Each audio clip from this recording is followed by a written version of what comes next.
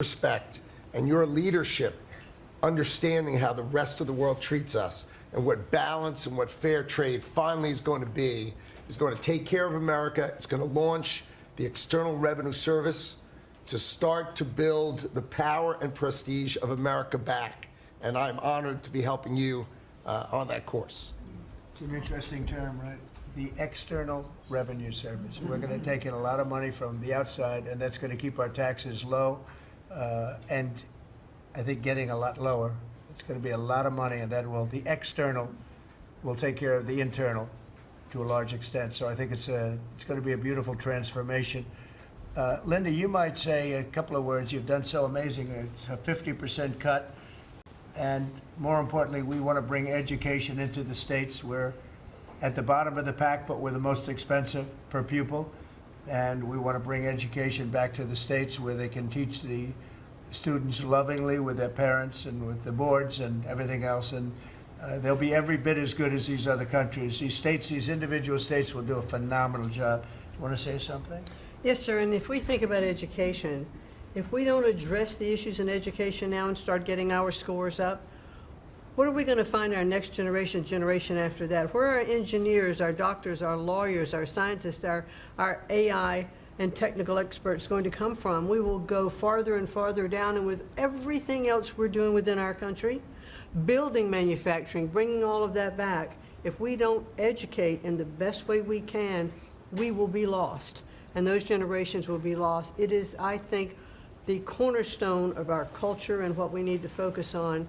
And so by having education at the best place where it can be, which is at the states, the local levels, with governors, with best practices and tools, which I hope the Department of Education can help supply for them, we'll do it. And Linda, as you know, the SBA has taken over her student loans, which is a lot of loans. It's a big job, and Kelly, we appreciate that. You're going to do fantastically well. And Bobby is going to be taking over their various medical aspects and health aspects of the educational process. So, and he's going to do a fantastic job of it. So thank you very much. Thank you, Mr. President. I'd just say that I'm very grateful to you and very grateful for the partnership with Doge and with Elon. We've identified extraordinary waste in my department and HHS. The expenditures, the budget of HHS during the Biden administration went up by 38%. The employees went up by 17%, and healthcare went down. We have 40 comms departments. We have 40 procurement departments. We have 40 IT departments, and we have 40 procurement, HR, none of them talking to each other.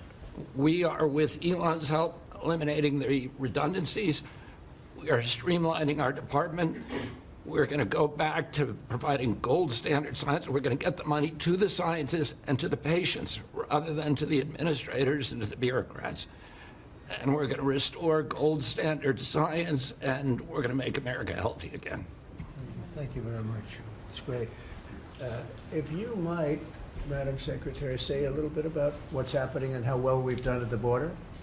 Sir, this last week I was in Arizona, California, Alaska, and Florida, and CBP literally has almost 100% operational control of the border, which means that our country is secure and that we know who's coming into this country and that they love our country and they want to help keep it great into the future. We are, in the month of March, the last couple of weeks, increased our deportations by 50%, so we're now not even just getting the worst of the worst out. We're making sure that there's consequences for being here and committing crimes in our communities, and the numbers are continuing to escalate and to go up. Sir, this week I'm headed down to El Salvador. I'll be in the prison where we sent TDA members. I'll be meeting with the president and also Colombia and Mexico and talking about building these relationships so that we can continue to get people out of this country that don't belong here and take them home. And also, you had talked to me about sending the message worldwide about the fact that people shouldn't be coming to this country and they shouldn't be coming here illegally. So we are in several other countries around the world with a message right now that's saying If you are thinking about coming to America illegally and coming here, don't do it. You are not welcome.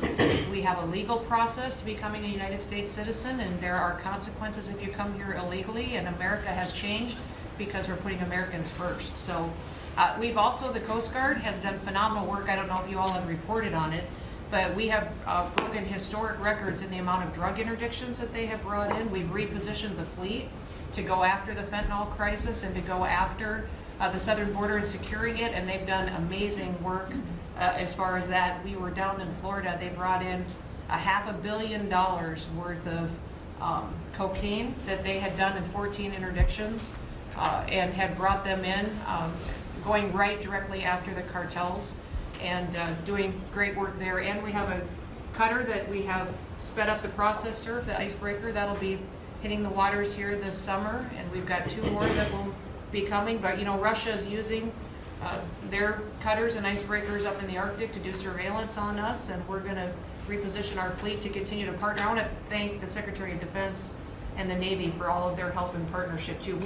We do operations together because their obvious Navy warships are in certain regions, but our cutters are faster and can work together in a partnership that's securing America. So, and we're going to eliminate FEMA. So we've got a lot to do, but it's all good, and we're working hard, and we're going to make sure that we're continuing to do exactly what you promised. That's good. Great job. Yesterday, there was a plaza that you know well. There'd be hundreds of thousands of people standing at that plaza, pouring into our country, totally unchecked. Many people from jails and prisons and mental institutions and gang members, and horrible, horrible. And they just pour into our country. Yesterday, I was speaking to somebody, I was checking on the border, and they said there was literally nobody in this massive plaza. You know, we're talking a plaza that would hold hundreds of thousands of people. There was literally nobody there. There was one person sweeping it, but there were no people. It's been amazing. It's been an amazing transformation very quickly. And we're getting the bad ones out first, and we're taking them out. And there's some really bad ones, murderers of more than one people. At least 50% murdered more than one person. This is the people that we're letting in through their open border policy. It was terrible, but I want to just congratulate you and Tom Holman on the job you've done. It's really. Boston this weekend, hundreds of dangerous criminals were removed, 4 killers taken out of the country just by what they did in Boston this last week. Yeah. And these are killers that there's no reasoning. It's not like, oh, let's talk them out of it. These are stone cold killers. They don't care. They don't even think about it. They kill somebody. They go to sleep. They wake up. They don't even remember they killed them. These are bad people that should have never been allowed into our country. Pam is doing such a fantastic job. I thought maybe you could say a few words. Thank you, President. As far as we are hearing a lot about fraud, waste, and abuse, a lot of waste and abuse, but there is a tremendous amount of fraud. And Elon, thank you for your partnership. Thank you for your team. You have uncovered so much fraud in our government, and we will prosecute you. We have an internal task force now working with every agency sitting here at this table. And if you've committed fraud, we're coming after you. Thank you, Elon, for that. On the violent crime level, thanks to President Trump's directive, we are seeking the death penalty again. So all of these horrible, violent criminals that you're hearing about around the country, they will face the death penalty federally within our country. And the drug dealers need to get out of here because we are coming after you. We're going to have 94 great U.S. attorneys around this country, and everyone will be prosecuted to the fullest extent of the law. Thank you.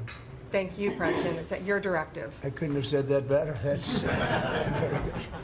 That's very good. She's doing a fantastic job. Thanks, Pam. Do you have any questions, please? Mr. President? Yeah, please. Mr. President, what can states do now to implement your Department of Education executive order?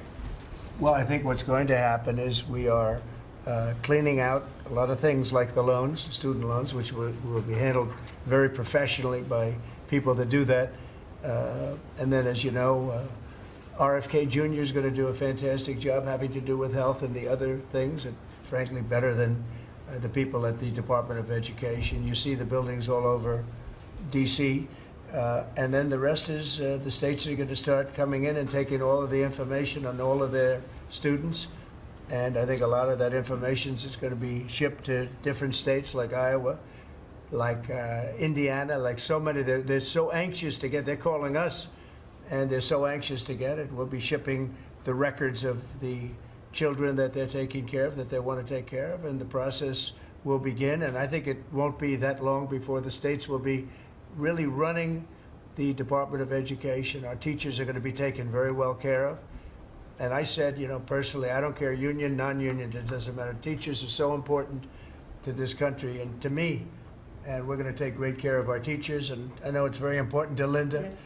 So I think you're going to see a tremendous change very quickly having to do with education. And the process has already begun, very strongly begun. I think we've done, in whatever it is, 8 weeks, people are amazed at how much we've done in terms of the safety of the country. In fact, I would like to ask maybe Marco to say a few words on what's happening with respect to, in particular, Russia, Ukraine, where we have some pretty good news. I think we want to get it stopped. We're losing 2,500 young people, and these are Russian and Ukrainian people largely. And they're not American people, but on a human basis, we want to get it stopped, and we want to stop spending billions and billions of dollars to a country that we think it's time, and we're doing pretty well. Marco, do you want to say something? Yeah, Mr. President, first of all, I think the American people should be proud that we have a president that's promoting peace and the end of conflict on this planet. This is a war that's gone on for 3 years, as you pointed out, that, as you rightly pointed out, would have never happened had you been president, but now it's here, and it needs to be brought to an end. There is no military solution to this war. It has to end through negotiation. And there's only one leader in the world that's capable of bringing two sides to a table, and that's our president, the President of the United States, President Trump. And that's what he's done. And so today, even as we speak, we have teams on the ground in Saudi Arabia, a meeting with the respective sides in the hopes of making progress towards this outcome that we all want to see. And I think that the country owes you a great debt of gratitude, and the world, really, because, I mean, you're the only leader in the planet that can bring the two sides together to bring an end to this conflict, and that's what you've done, and you've done it despite, impediments from other countries and others who maybe have different opinions about how this should go. But ultimately, I think that the only chance we have for peace is through the president's leadership, and you've shown that, and we hope it'll bear fruit, and today will hopefully be one step more in that direction. Thank you, Marco. And on the Middle East, another hot spot that we didn't have a problem with. There was no problem in the Middle East when we left, and now there's a lot of problems in the Middle East, but we're working on that. But I think we've seen significant progress, and I think you'll have we're going to start, we were talking with the Vice President a little while ago, and you're going to see countries start to fill up the Abraham Accords. More and more countries want to join. That was a great success, tremendous success, and then Biden and his group did zero with it. That should have been filled up within a year of the election, would have been filled up. So countries are starting to want to get involved very much with the Abraham Accords again, so that'll be great. JD, do you want to say something? Yeah, sure. Yes, sir. Just on that topic, if you think about what happened with the Abraham Accords, one of the great diplomatic breakthroughs under the first Trump administration, really in the last 30 or 40 years of American history in the Middle East, and the Biden administration did absolutely nothing with it. Built on it, not at all, added 0 additional countries. Purely out of political spite, the Biden administration, I think, hurt the United States and really hurt the project of world peace. That has changed. Luckily, about 2 months ago, we got a new president, and that president has given us the task of building out the Abraham Accords, adding new countries to it. And really what you see is a lot of these countries that have historical ethnic or religious hatreds want to build. They want to build new artificial intelligence. They want to build new real estate projects. They want their citizens to become rich and prosperous and peaceful, and they're setting to the side some of those old hatreds under the leadership of President Trump. So it's early, but we made a lot of progress, and we'll keep on making progress, sir. Thank you, JD. One of the things that's very important, I think, to mention, I saw a show yesterday, and they had a Democrat congressman on. It was on Fox. And he said, well, President Trump said prices would be coming down, and instead he's focused on other things. Well, we are focused on a lot of other things, like peace, like all of these companies that are moving in and jobs. But what he didn't say is that prices have come down very substantially. And if you look at when I came in after 1 week, they were screaming at me about eggs. Eggs had nothing to do with me, but they were through the roof, and you couldn't get them. And now they're down about 35, 40%, maybe even more than that. I'm going to let Brooke, if you would just discuss that. And groceries generally. prices are coming down and energy prices are coming down. And I hope the Fed lowers interest rates, and then you're going to see interest rates coming down, and I'll have you speak about that in a second, Scott. Brooke, go ahead. Well, sir, thank you. I think the first thing that's really remarkable to note is that the prices of eggs under the 4 years of Joe Biden increased 237%. 237% in those 4 years, and yet it wasn't covered in the press at all. No one talked about the price of eggs in the summer of last year, for example, from the media. So, of course, the president wins and he is inaugurated, and the next day, everyone is yelping about why the price of eggs are so high. So it was certainly one of many, many issues we took on under the 4 years of Joe Biden. We had the cost of input go up 30% for all of our agriculture products. At the same time, the trade deficit increased $49 billion. So it was zero under the first Trump administration. And then under Joe Biden, we sold $49 billion less of our ag products around the world. Then you combine that with the avian bird flu, and I know I've talked to a lot of you in the press on this over the last 3 or 4 weeks. But listen, here's the deal. The president, under his vision and support, we released about a month ago a very significant plan on how to bring the price of eggs down. It included 5 prongs. I won't go into it now because I don't want to bore everyone, but since that day, since we released that plan regarding biosecurity, repopulation, importing eggs, research, and then deregulating, taking those onerous rules off of our farmers, our egg-laying farmers. Since that time, the price of eggs, the wholesale price of eggs, has come down 53%. So we're going to keep working on it. Listen, it's not something you solve overnight. Avian bird flu and some of the other animal diseases, we're working across the government, several partners out in the cabinet on that, especially my friend Secretary Kennedy over at HHS. But we have a long-term solution, but at least for now, in the short term, thanks to President Trump and so many that have worked so hard, the price of eggs are coming down, as well as the price of groceries. So thank you, sir, for the opportunity to lead on that. And the number is 53%, and they're readily available. So I think it's a fantastic job. And overall, groceries are down, too. That's right. They're coming down. So the consumer's finally seeing some good news instead of year after year of prices going up because of grossly incompetent leadership. Scott, do you want to talk about interest rates, where you see it all going?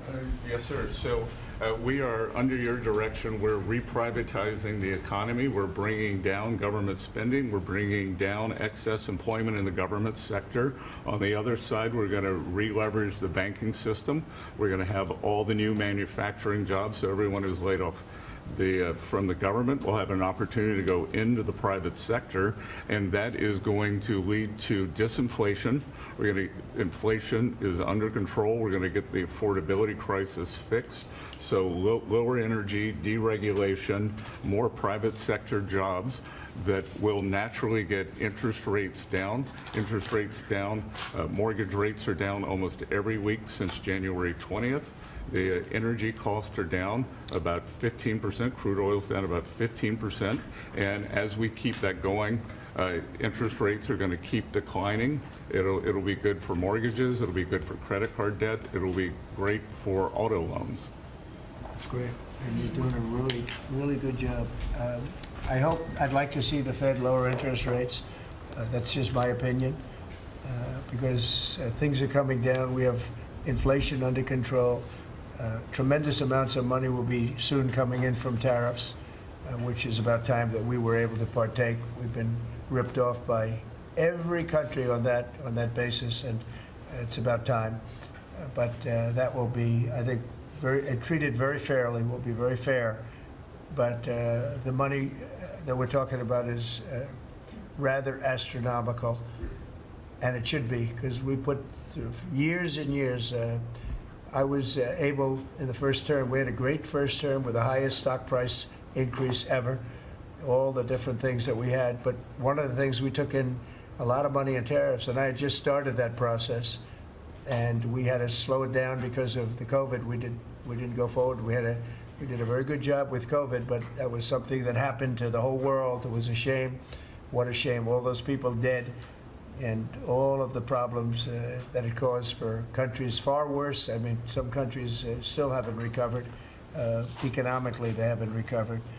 But we took in hundreds of billions of dollars in tariffs just starting the process. But this is a a program that's going to be, I think, unbelievable for our country. And I think it's treating other countries very fairly, very, very fairly. I'd like to ask, if I might, Sean Duffy to say a few words about the air traffic control situation. You know, there were some mishaps, one in particular, the helicopter crashing into the plane. We have a system that's 40 years old. They spent tens of billions of dollars trying to patch it up and, you know, make it work, but it doesn't work. And my pilot says they use different systems. They don't want to use our system. It's so obsolete. And it's an obsolete, horrible thing that happened with respect to it. And we were going to, I said, day one, if this happens, if we are successful, we're going to have to get a brand new, modern, top-of-the-line air traffic system. And I think I can say that I've been working a little bit with Sean on it, but Sean's been working hard on it, and with his new person at FDA, who's going to be terrific, by the way. And maybe you want to talk to them about that, because we need safety in the air, total safety in the air, and this will give that to you. Sure. Thank you, Mr. President. We had a conversation on Friday.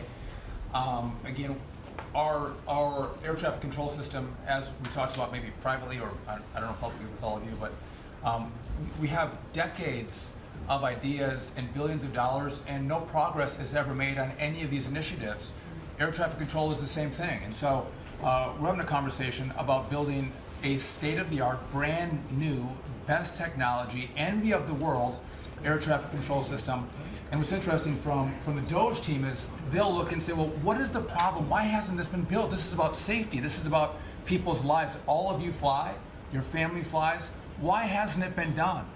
And the problem is, in government, it takes way too long. So technology changes and money changes and administrations change.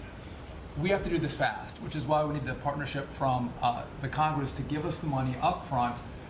The best ideas and the best technology available in the world, we're going to build in the system. I think, Mr. President, we can do it in 3 years. I think Trump Tower was built in 3 or 3.5 years. I think we could match the Trump Tower time frame. 2 years. Okay. 2 years. Maybe not that good. Actually, 18 months to be exact. About 3 years. And again, you have to choreograph, because again, our towers are operational, keeping planes in the air. So we've got to choreograph this, but we can do it in short order. If I could just make one other point, Mr. President. We're $36 trillion in debt. You've never had a DOGE. We've never come in and looked at our government the way, Mr. President, you've looked at this government and said, there's too many people, there's contracts, fraud, waste, and abuse.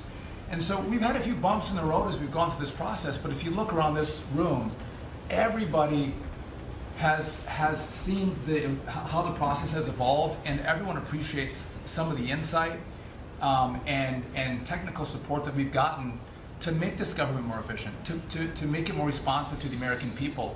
And so, again, when you have a new system like this, you'll get some bumps. But things are rolling out. The last 3 weeks have been much, much better as our teams have integrated and we're working to deliver for the American people. And obviously, some of the press had made comments last time about what happened in the last meeting. We had a great conversation in the last meeting. Elon and I had a great call after the meeting, and so sometimes the reporting can be a little bit off. I love the analysis that you guys do when you're not in the room. But I would just note that we're working well together, Mr. President, and the whole team here is working well together. Well, actually, we decided to see you after the cabinet meeting instead of before, and I think that's nice. But if you think about it, I guess never in history has anybody invited you to a cabinet meeting. We're very open and transparent, and we had a very good meeting today. So, I mean, you're standing here, you're seeing what the result of the meeting is. I think we're doing an amazing job for essentially 8 weeks on the job. I think it's there's never been anything like it. Did you have a question, please? Two, actually, if you don't mind. And thank you for having us in here. We appreciate it. One, actually, to follow up on the Attorney General's comments, and then one for you. You said that you're now preparing to prosecute examples of fraud across federal agencies that have been referred to you. Is that what you said? We are working with a team. We have a team of attorneys in place working with Elon's incredible team, helping us, taking referrals from the cabinet members. You know, these are your tax dollars.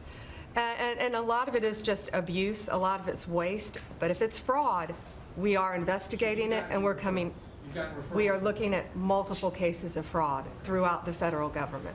One for you, Mr. President.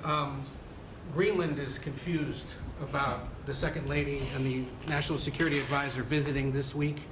They're concerned that this is further provocation of whatever it is you ultimately want for Greenland. Could you further explain why they're going?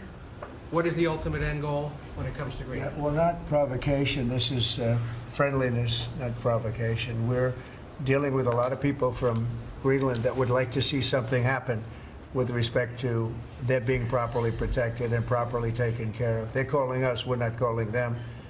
And we were invited over there, and I thought it would be I have great respect for the wife of our of our great vice president. I think she's she's a brilliant woman. She's a very nice woman, and she loves the concept of Greenland. And so she's going there, and I think Marco's going there, and some others are going there. But we've been invited, and they really like the idea because they have been somewhat abandoned, as you know. They haven't been taken good care of. And I think Greenland's going to be something that maybe is in our future. I think it's important. It's important from the standpoint of international security.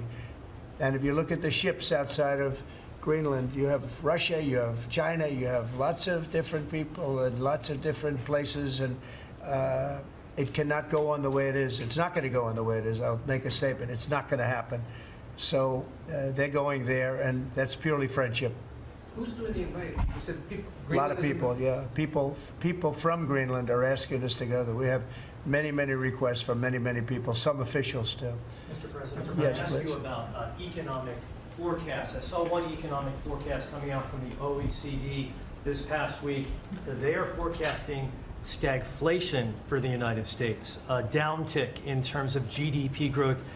Do you agree with that forecast? What do you see over the course of 2025 for our country? Well, we inherited a very, very bad and perilous situation from a group of people. Again, we just got here from a group, and this takes a long time to develop, from a group of people that truly didn't know what they were doing.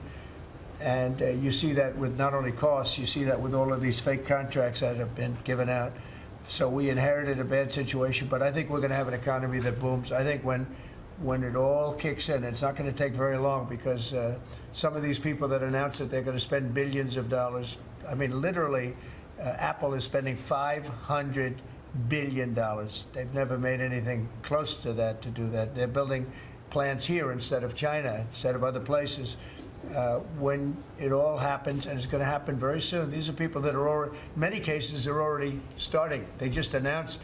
In some cases, they announced, but they actually started before the announcement, as you know, because some are already building.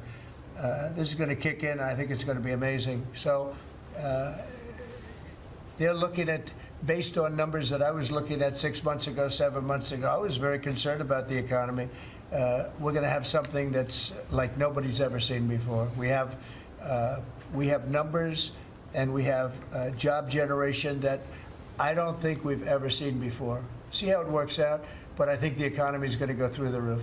Mr. President, Yeah, also, Sir, about Ukraine, in an interview with Time Magazine published this morning, President Zelensky said he believes that some members of your team have been influenced by Russian information. Those were his words. What do you have to say to that?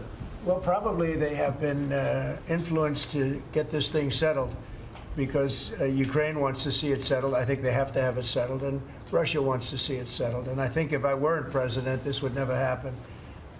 Marco's doing a great job, and Steve Witkoff has been incredible. Michael Waltz. We have a great group of people working on it, and that takes a good part of their day, settling something that really, it affects us monetarily because we've given so much money, and we're getting that done. In fact, Scott is telling me that the agreement on rare earths is just about completed. They'll sign it shortly. So it's, as you know, Europe is in for a very small fraction of what we're in for. It affects them much more than it affects us. Again, they are in as a loan, which nobody knew until I came along. Europe is giving the money to Ukraine as a loan. We were just pouring money into Ukraine. It was a very unfair situation. So we made a deal on rare earths. But most importantly, we want to stop the killing that's going on. 2,500 on average, mostly soldiers, a week are being killed. And they're Russian and they're Ukrainian, and if we can stop it, that's a very important thing to me on a human basis. Okay, anybody else? Are you signing the rare earths deal today? Is that what you mean? No, we'll be signing it soon. It'll be signed very soon. China. Ask another question on Ukraine. You recently mentioned the fate of all the Ukrainian children abducted and transported to Russia. Right. So are you demanding that Russia return these kids to their families in Ukraine? Well, it's one of the things that we're talking about. I know that no decision's been made. We're talking about territory right now. We're talking about lines of demarcation. We're talking about power plant ownership. Some people are saying the United States should own the power plant and then work it that way because we have the expertise to fix it up, et cetera, et cetera. It's okay. That would something like that would be fine with me. But they are talking about ownership of the big nuclear power plant in particular. But all of these things will come up, and they have come up, and that has been discussed, yes. Okay, I want to thank everybody very much. This was a great meeting. These are phenomenal people. We're lucky to have, I have to tell you, I want to thank you all. And Elon, I want to thank you. I know you've been through a lot with this horrible situation that happens. It's, no, it's a very unfair. What he is a patriot. Here's a man that I can tell you, he's a friend of mine. He's become a friend of mine. He supported me in the election. That's when I got to know him. Really, I knew him a little bit from the first term, but not much. But he's a patriot more than anything else. He's never think of it. He has never asked me for a thing. He could have. I always say, I wonder if he's ever going to ask me for something. And that's always subject to change. And if it does change, I'll let you know about it. But Elon has never asked me for a thing. I mean, I got rid of the electric car mandate. I have no idea how that affects him, but possibly not good. I don't know. But he's never asked me for a thing. And I think that's an amazing tribute. I did get activated last week when I saw what they were doing. I said, he makes an incredible product, and we're going to go out and tell people you can't do that stuff and support him. They got to support him, because if he wasn't doing this, he wouldn't have any of these difficulties. And I think it's getting less and less. Pam has done a great job with regard to all of the, you know, I mean, I know the kind of investigations that are going on. If she finds them, which she will. She already found 4 of them. But I think they're going to suffer very grave consequences, because they're really terrorists when you think about it. They're terrorists at a high level. And I think the people that are financing them, they could very well be people I know, people that you write about. But those people are in big trouble. So they better cut it out. But Elon's a patriot. We want to thank you very much for the job you're doing. Thank you very much.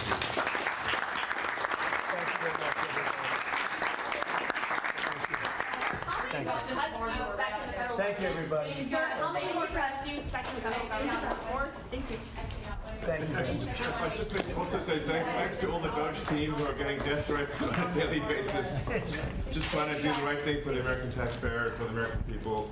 Just a thank you to the Doge team who are literally getting death threats and being accosted. And you know, these are, a lot of them are just kids. You know, they're just trying to help out, and they're very talented. They could get jobs for millions of dollars a year. Instead, they come here, earn peanuts, and get death threats. So thanks to the Doge team. Thank you.